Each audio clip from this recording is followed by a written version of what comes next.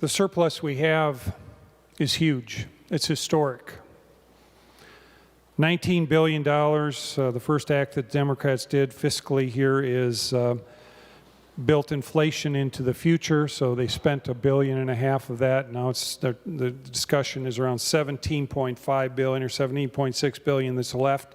Those are the numbers that are on this budget. Actually, the increase, Mr. President, is $20.2 billion over the current biennium is what the spending is we're looking at. Senator Nelson went through some of the numbers.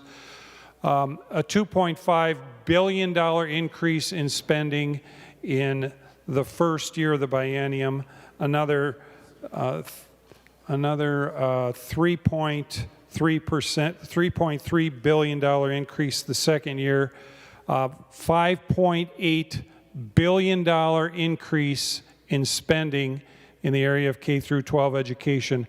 A huge amount of money, which you would expect when we have a huge over-collection of the people's money that's accumulating here in St. Paul between now and June 30th of next year. Mr. President, that's nearly a third of the surplus that's represented in this bill, the largest finance bill we've had before us yet. And so what does it do? Now, I've heard from some of my school districts too, members. I have 20 school districts, either wholly or partially included in the Senate district that I represent, Senate District 20. I've heard back from some of the superintendents. They are gravely concerned at this budget. They are shocked at the fact that this is a historic infusion of state money into their budgets, and they're going to leave this budget calculation behind where they first started, Mr. President. That's shocking to them that we have the Democrats bringing a budget that for one school district, they suggested their increase from this bill in income is going to be between 1.4 or 1.37 and 1.43 million dollars for their small school district.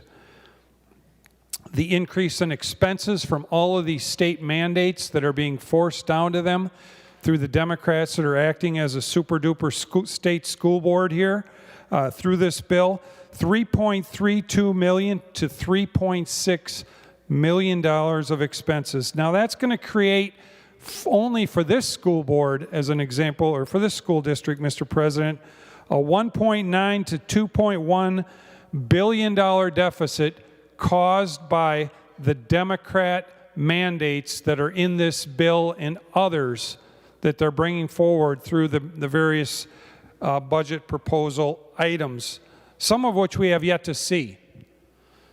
So we are seeing, even though it's a historic increase in spending, we're going to leave school districts, they'd be better off that we didn't do anything.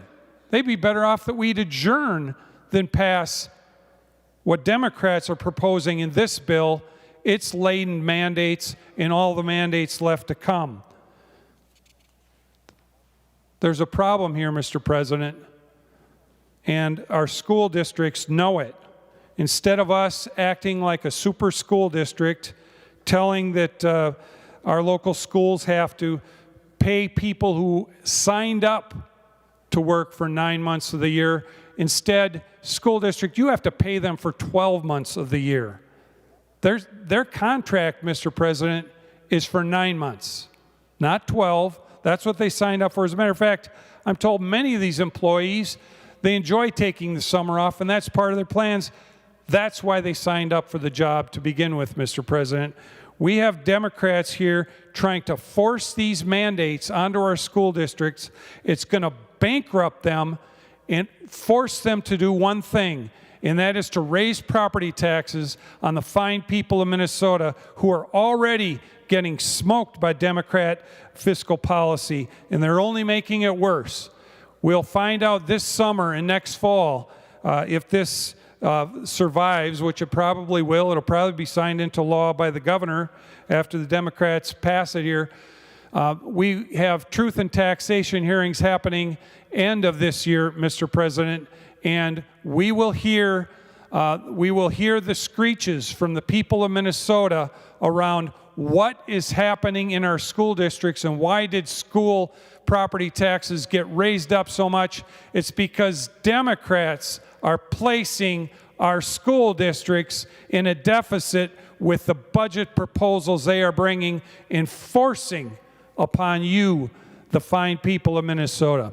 Thank you, Mr. President.